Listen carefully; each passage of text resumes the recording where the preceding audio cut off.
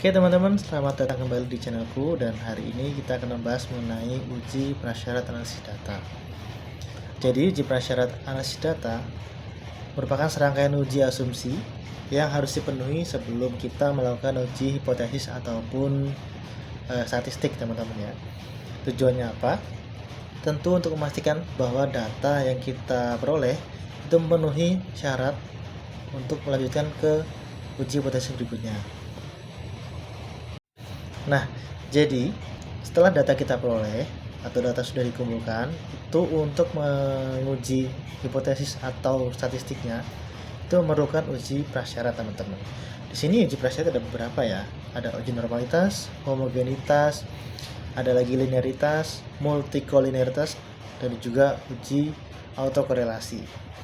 Nah, di tahap pertama tentu kita akan menentukan apakah ujinya itu nanti cocoknya pakai apa. Itu teman-teman ya. Jadi data kita mau kita kemanakan. Kalau datanya memenuhi syarat, maka dia akan menggunakan uji parametrik. Jika tidak memenuhi syarat, dia akan menggunakan uji non parametrik teman-teman ya. Nah, setelahnya baru nanti kita uji coba atau uji hipotesis sesuai dengan yang kita mau.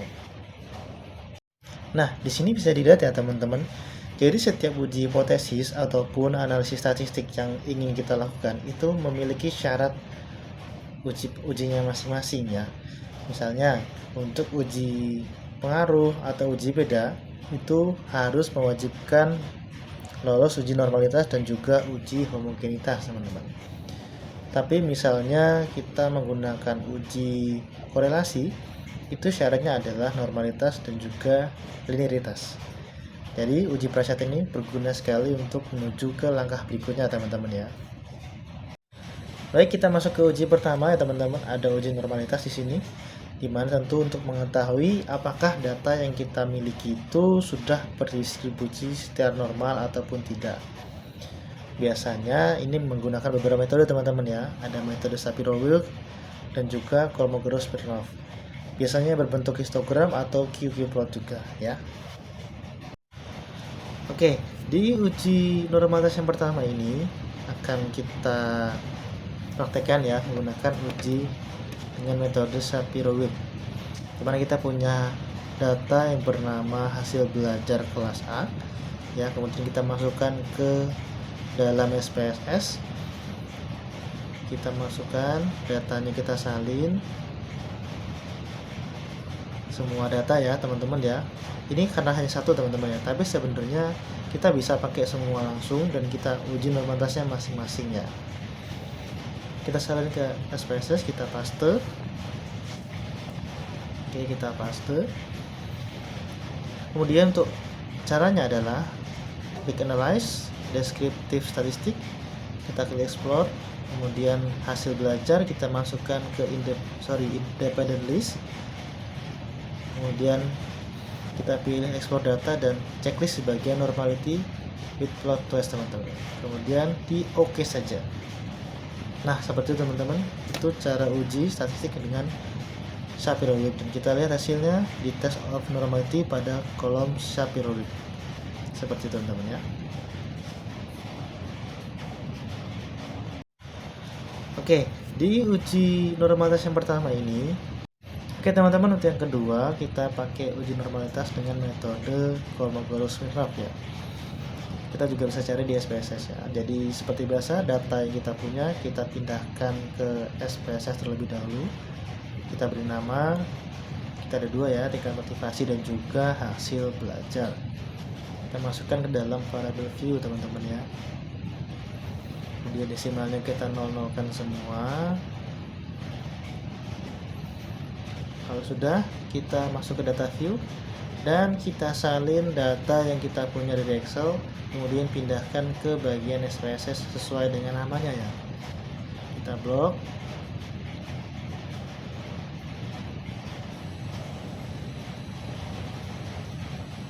Oke, kita copy. Kemudian kita paste di bagian data view teman-teman. Semuanya aja yang nggak apa-apa. Setelahnya kita ke bagian analyze ya,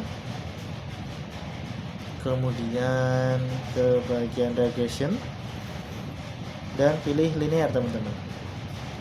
Nah, di sini kita masukkan variabel tingkat motivasi ke dalam independent list dan hasil belajar ke dalam dependent teman-teman. Kalau sudah, kita kemudian pilih statistiknya dan kita save untuk unstandardize, kemudian continue dan kita klik OK. Nah, karena ada dua tahapan teman-teman ya. Ini tahap pertama kita ambil, kita abaikan saja. Kemudian tahap kedua kita kembali lagi ke SPSS. Kita sudah menemukan residunya. Sekarang kita ke analyze lagi, kemudian non parametric test dan ambil yang legacy dialog, kemudian one sample K strip S ya teman-teman. Setelahnya kita masukkan unstandardized tadi atau residu kita klik normal dan kita oke. Nah, bisa kita lihat hasilnya teman-teman. Kita bisa scroll ke bawah ya, dimana itu sudah mendapatkan nilai one sample Kolmogorov-Smirnov ya. Hasilnya adalah segitu. Oke teman-teman, untuk yang kedua nah, setelah kita dapatkan hasilnya, bagaimana sih cara membacanya teman-teman ya. Oke, jadi baik secara Sapirovic ataupun dengan Kolmogorov-Smirnov ya teman-teman, cara bacanya sebenarnya sama teman-teman. Intinya adalah jika signifikansi yang dihasilkan atau T hitungnya itu adalah di bawah 0,05, maka itu dinyatakan tidak normal teman-teman. Sedangkan hasilnya jika di atas 0,05 seperti ini ya, hasilnya 0,200 itu melebihi 0,05, artinya data yang kita miliki sudah berdistribusi secara normal teman-teman. Oke, kita lanjut ya. Berikutnya ada uji homogenitas teman-teman, dimana uji ini menguji atau untuk mengetahui apakah terdapat data atau antar varian suatu kelompok yang homogen teman-teman ya. Nah, biasanya ini digunakan untuk penelitian yang sifatnya perbandingan ataupun melihat pengaruh teman-teman. Dan nantinya akan dilanjutkan dengan uji t-test ataupun ANOVA.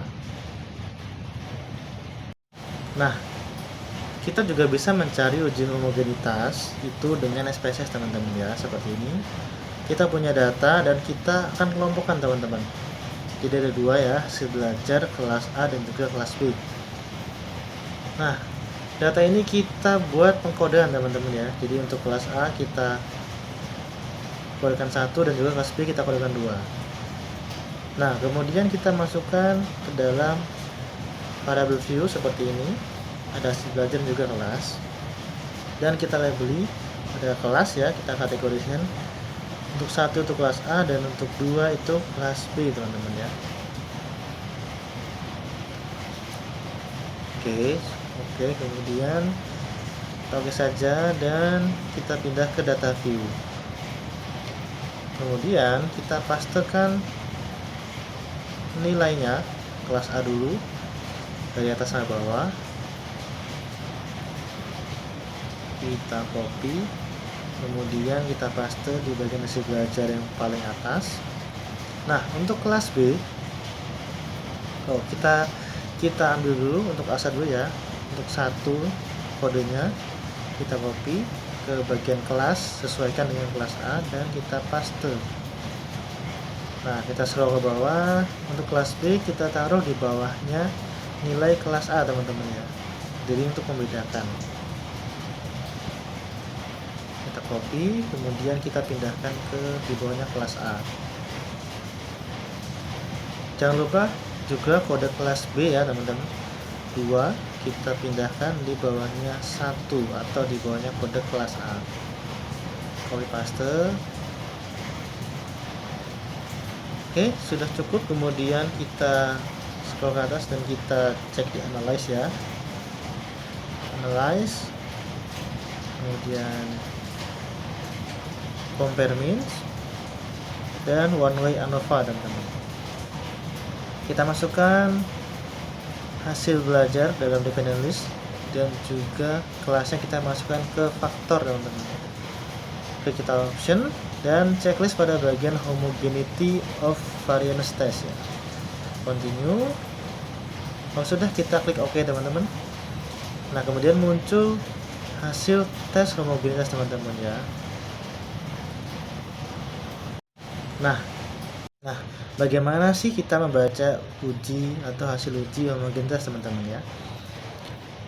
Jadi kita lihat di sini adalah uji homogenitas ya. Kita lihat pada bagian level statistik ya.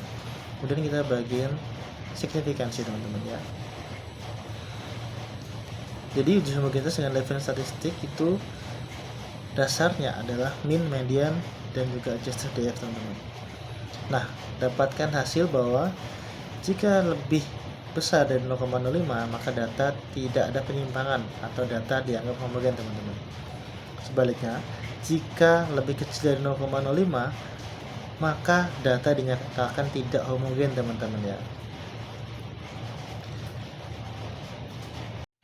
Baik, berikutnya adalah uji linearitas teman-teman ya. Jadi setelah normalitas dan juga homogenitas ya, dimana kedua itu menggunakan atau digunakan untuk uji beda ataupun uji pengaruh teman-teman.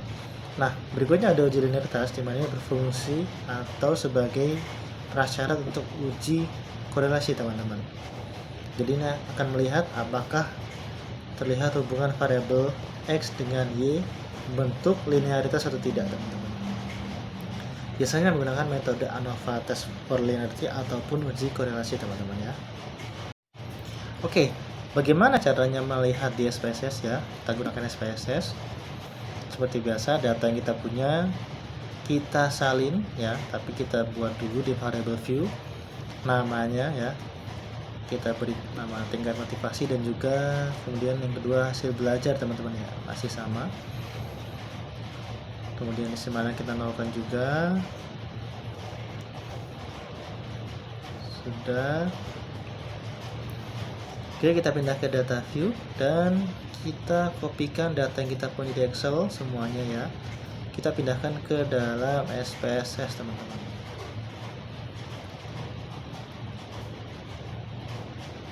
Kita copy, kemudian kita paste ke kolom SPSS ya.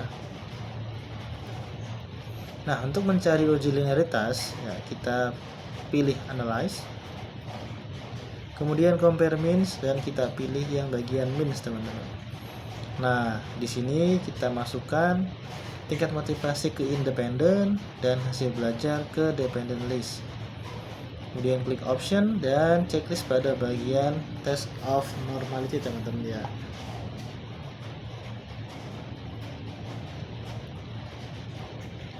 Kemudian continue dan kita klik OK. Nah, di sini akan langsung muncul hasil dari tes normalitas teman-teman ya. Oke, bagaimana caranya melihat di SPSS ya? Kita gunakan SPSS. Seperti biasa, data yang kita punya. Nah, kemudian cara bacanya teman-teman ya. Jadi linearitas ini seperti homogeneous tadi ya. Jika deviation from linearity-nya itu di bawah 0,05 maka dia dinyatakan tidak linear teman-teman. Sedangkan jika dia lebih dari 0,05 maka dianggap linear teman-teman ya. Oke teman-teman, kita cukup sampai di sana tadi teman-teman ya. Kita berakhir di uji linearitas. Nah, tentunya nanti kita akan gunakan uji prasyarat tadi menuju uji T teman-teman ya. Tapi kita bahas di video berikutnya, oke?